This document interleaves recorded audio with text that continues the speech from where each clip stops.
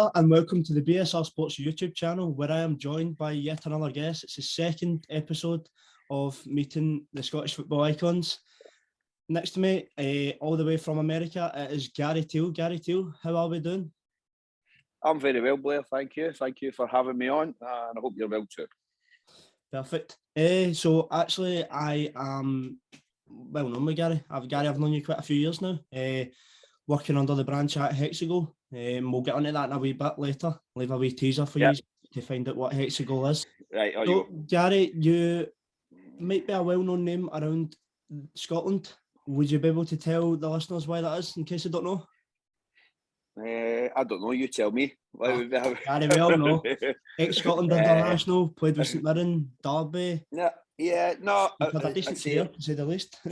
No, that's from a young kid, obviously growing up, we had a dream of being a footballer. Then to obviously try and fulfil that and get to a level where obviously I was happy with. Then it was fantastic to obviously have those, and especially I think now when you sit back and you kind of reflect on it, probably don't take it in as much at the time, but then when you see like bigger games, obviously the last couple of nights in terms of what the Scotland team obviously went to achieve, also didn't reach the heights of actually the qualification, but was lucky enough to be involved in some big games for the national team and also big games in terms of club football. So now when you sit back and you kind of reflect on your career, then I've been more than happy with what I managed to achieve. Yep, especially with that mohawk. We'll get into that in a wee bit. So, Gary, you started off your career a very, very young boy, debut at the age of 16. You came through the youth ranks at Clydebank Boys Club and you were given your opportunity at 16. That must have been a remarkable feeling, especially still being at school. No, it was because at that time you didn't have like the academies or anything of that sort, but you had kind of schools of excellence. You have obviously boys that were still training with the bigger, obviously well-known clubs across Scotland, and I was never really kind of there or thereabouts. Training used to go to like the kind of select teams, but again, never managed to get obviously picked for any of the youth group ages. Kind of played for Glasgow schools, but again, when it came to like national team selection or anything, was kind of never anywhere near it. Never really played for, let's say, any of the bigger clubs. Just played boys' club football. Started off when I was younger at Summerset Boys Club. Kind of progressed from there. I don't even know how I ended up moving from Summerset. I don't know if they kind of folded as a team at that time, and then I went to play for West Park. Obviously Summerston and West Park were based in Bishopbriggs, so obviously not too far away. And then against West Park, get beat 11-1, so we'll not talk about that. And from West Park, and I still remember to this day, like Kevin Harper. He was probably another kind of well-known player from Kevin was I think a couple of years older than me. I always remember obviously everybody speaking about him at that age as well, saying obviously he's going to be the next best thing, obviously coming out of West Park and that, and he went on and had a fantastic career as well. So I always remember that for some reason, even going back to like that age when you were, I think, probably 10, 11 years of age. So he obviously left a lasting memory with me from that. And then from there, then I went to play for Hillington Boys Club. My dad was involved in the running of Hillington. So again, probably kind of natural progression. I think just went along and obviously played for, or to be fair, he was involved with the older team, but when used to go along and watch, and then ended up playing obviously for the younger team of Hillington. And then from there, signed for, it was probably around about 14, maybe, I think. Roughly about 14 or so. Then I started playing, not even signed. It's just, again, I don't think you sign for teams at boys club level. You just kind of go with, exactly, as your friends, as if somebody will maybe say, oh, do you fancy coming and play for us? So I can't even really recall how that happened. But played for Clydebank. And then from there, signed a schoolboy, schoolboy form. When I was still at school, I remember Ian Steedman coming along and Mr. Ian Valentine, who was our head teacher, and I remember obviously signing the form in his office, which was obviously fantastic at that time to think you're signing for a professional team. And then probably, I think it was a few months later, I managed to be making my first team debut. And when you think back on it, how did that happen? Must have been so quick. I know you were playing boys club football. You were involved obviously in the youth club, the youth cup setup where you were playing against obviously the Rangers, Celtic, the Premier League teams, Hibs, Hearts, whatever else. So I think it was Hibs we actually played at Kobe back then, and even though we got beat, I think I'd done reasonably well. And then from there, I think I played a kind of few substitute appearances coming on the reserves, which again was a fantastic experience as a young kid, where you're basically playing like professional football, because it's the guys from the first team that maybe not involved in the Saturday for one reason or another, where it's obviously just not being selected, where they're coming back from injury. So they're using that obviously as a kind of platform to get back into the first team. So you are playing first team football, especially from a younger age like that. So to be involved in that was fantastic. And then from there, actually going in and making my debut against Motherwell in the Scottish Cup at 16. So when you think back in that, it was just crazy when you think how that managed to transpire over that short space of time. And basically then you say the rest is history. Aye. Gary, just out of curiosity, coming up for boys club level, what position were you playing? Obviously you were a defender in your late years, but what position did you actually play? Like when you were coming through the ranks and you obviously get noticed enough to play for Clydebank? I spoke to you and I thought you had done a lot of research on me. I've never been a defender in my life. Aye. So I don't know where you get that. I was always basically my career was also a right winger predominantly, probably on the left as well at some point, or probably when I was younger, kind of midfield to striker, as you know, like youth boys club football. Then you kind of cover off a number of positions. What it is? It's because your late years, your legs were kind of going, so you were always like left behind, you know. Still was never a bother or an issue with me. Can still run by people at 37 who were 18, so that was never an issue. So you didn't need to worry about that with me. So no, it was a case of probably just kind of natural progression. Predominantly playing on the wing, and again just obviously ended up playing there for the majority of my career. Right winger. Yeah. So you grew up in the same position, you obviously got used to it. Made your debut with Clydebank. What a feeling, age 16. You must have been getting to school and getting all the birds, I take it. No, to be fair, I think about that time, because I became obviously a professional footballer, and obviously I'd played football, but I never really had it in my head that I was going to be a professional footballer. That was never as if thinking that was going to be my job. Something we kind of always thought as if, I don't know why, I've always to think as if like be an accountant or a lawyer or something like that. And so obviously doing my hires at school.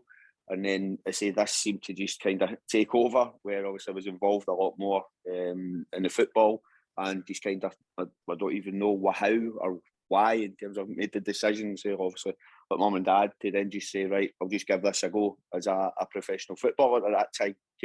Not even professional football, you're basically getting in YTS. And I think what was our salary? I think was it £35 a week or something like that in regards to obviously what you were earning. But I was obviously fortunate enough to manage to go into first team. You're kind of getting an appearance money, and then if you'd obviously won, you were getting a win bonus. So at that time, I think I had probably just maybe left school to actually go and do it full time in regards to that. So I don't think I was actually at school when I signed obviously when I was at school, but I don't know if I was still there when I actually made my debut, because I think it was probably the August, or maybe it was towards the end of the season. Yeah, I can't quite recall in regards to what that was. Seems a long time ago. Well, definitely, I wasn't even alive at that time. That shows you how long ago it was. And then you went on to have reported trials with Tottenham and Newcastle after quite a few appearances. Yeah, again, at that point you don't really kind of take much notice. You're just kind of playing, and just the fact you're enjoying playing football and you're getting games and you're just kind of taking everything in your stride, not really thinking about things too much. So as I say, managed to get on the radar of Tottenham at the time, managed to get the radar at Newcastle, and the way things kind of transpired at Clydebank, it was a fantastic club. I absolutely loved my time at Clydebank. Some of the characters obviously involved at the team at that time. Such a good grounding, obviously, with these guys. The team spirit that we had was just unbelievable, considering you were kind of up against it in terms of facilities and everything else. You were jumping in the back of minibuses with full sets of goals and tying bibs, the crossbars like hanging 6 foot at the back of the bus, when not sure how much health and safety would allow that these days, and everybody just obviously bouncing around in the back of the bus and having a laugh. So yeah, it was an amazing time, But the owners at the time, the Steedmans, obviously sold off Kobawe, and they were looking to move up to a new stadium. Didn't really transpire. Went to Dumbarton and kind of ground shared with Dumbarton for a while, and then it was kind of, the writing was kind of on the wall, that because nothing was kind of progressing forward. So the club then kind of every kind of first team player get let go in regards to they became from a full-time club down to a part-time club. Yep. But and again, obviously, I'm not saying whatever, but I was the only kind of player they kept on full time, but not because obviously I was a full. Yes, obviously must have seen potential and obviously sell me on, so they kept me obviously on the contract. But let's be honest, my contract was like whatever it was, maybe I think it maybe went up to like £75 a week or something like that. So it wasn't exactly breaking the bank to keep me on board. And I was still doing all my YTS duties with the groundsman in terms of obviously moving the kit and looking after the pitch down at the Barton and different things like that as well. So I say the whole kind of process of that with the club kind of getting into administration and me having nowhere to train. So I actually went to train with Rangers on a daily basis, which again, when you think obviously the players that were in there at the time, like GAZZA, Laudrup, McCoist, Bob Jury, Stuart McCall, Trevor. Yeah, so basically I went in there and trained majority of the time. I trained with obviously like the first team in there. Other times I would obviously train with like the youth team, stroke reserve team as well. But see, a lot of the days I managed to obviously train up there with the first team, which again was just an unbelievable experience. And then obviously going back and training like a Tuesday and a Thursday night with Clydebank. So even that, to obviously have that exposure, to see obviously these guys operating it was an unbelievable experience. And I think just from there and whatever else did, all of a sudden I was training down at Spurs. So I went down a couple of times down there. Went down, played a game, done really well in the game to be fair. Then went back down again. So felt as if I'd done reasonably well again. And I think there'd obviously another couple of players kind of in my position. And it must have been a case of, are you as good as them? They'd already signed there. Are you as good as them? Or do you think obviously we're about the same level? And I think obviously they just decided to stay with the ones that are obviously at that level, which it turned out, I think, because I remember like training, it was a boy, Paul McVeigh.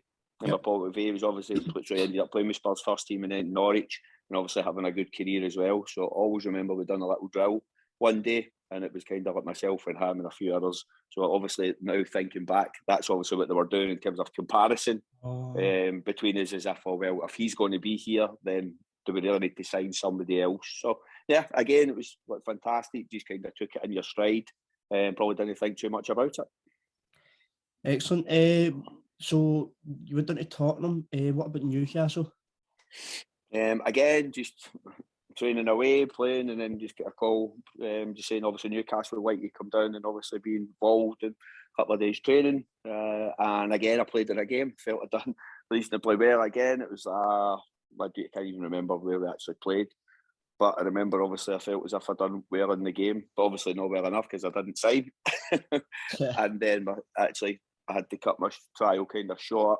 It was maybe for a week because my granny had passed away without me knowing. So obviously my mum and dad was requesting me to get back up the road and then got me to the train station. And he said, obviously, your granny had passed away, which was obviously disappointing at the time. But obviously, circumstances are that. But again, training there, we had like Aprilia, Ginola, who else is there? I think it was Les Ferdinand there at that time. I can't remember, but I always remember Aprilia and Ginola were obviously the two that kind of stood out for me. And again, Ginola was just some of the things he would do with the football as if it was just stuck to him like glue.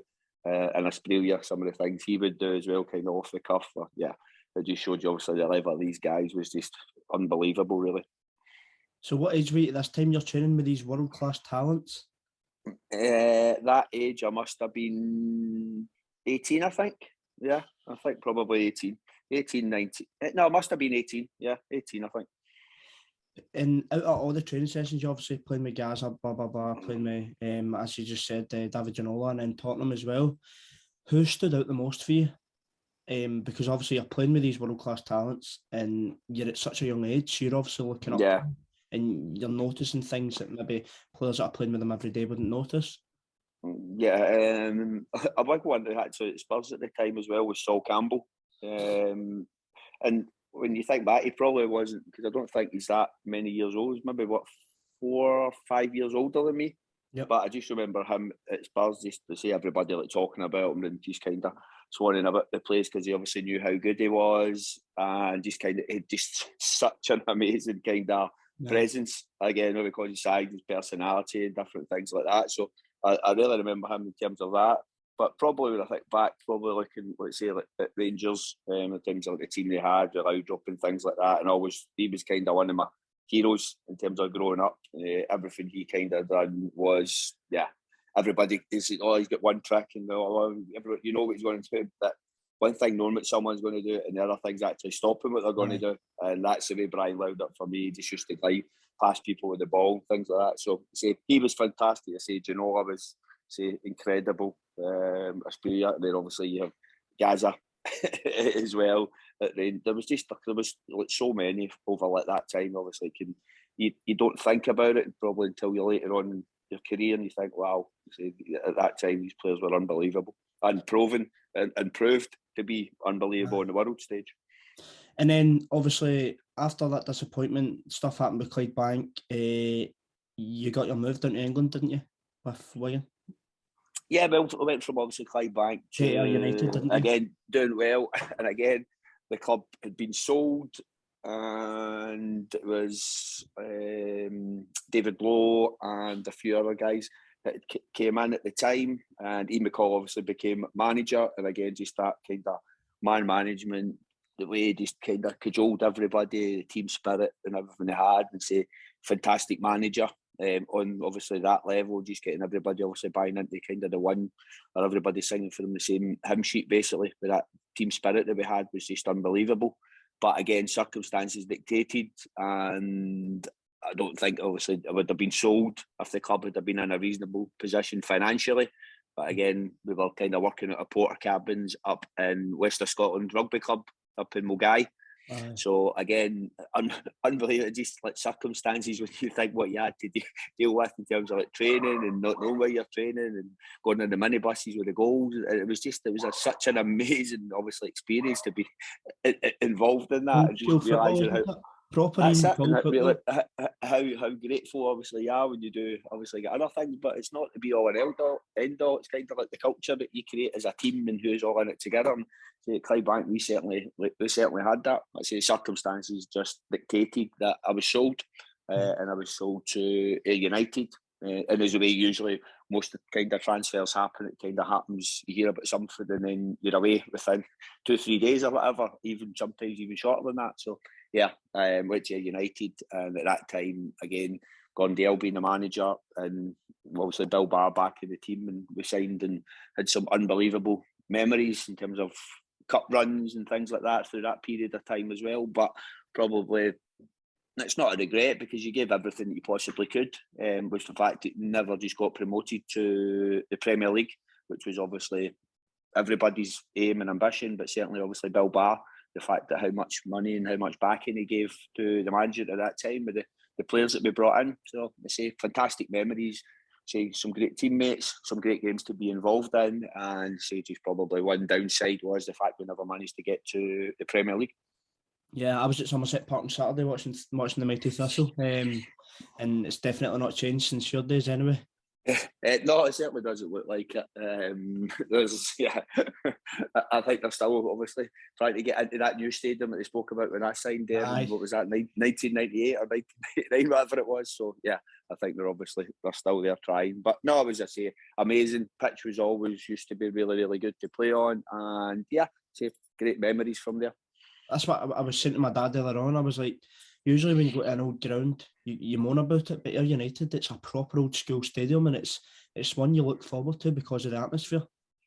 Yeah, they always, especially obviously behind the goal on the home end, they always used to generate a fantastic atmosphere. And when you were shutting down there, the majority of the time in the second half, then they just gave you that lift. They say, especially obviously the type of player I was, where you always look to try and take players on, and they say they were always like encouraging, whether obviously you done it or whether obviously you didn't, but whether you get a throw in or whether you get a corner or whether you got something positive, then they say they were fantastic, the fans down there as well. Definitely. And then after United, obviously, as you just spoke about, you got your move down to England after all the heartbreaks of the failed trials, which, as you said, weren't really failed, but just didn't work out for you in the end?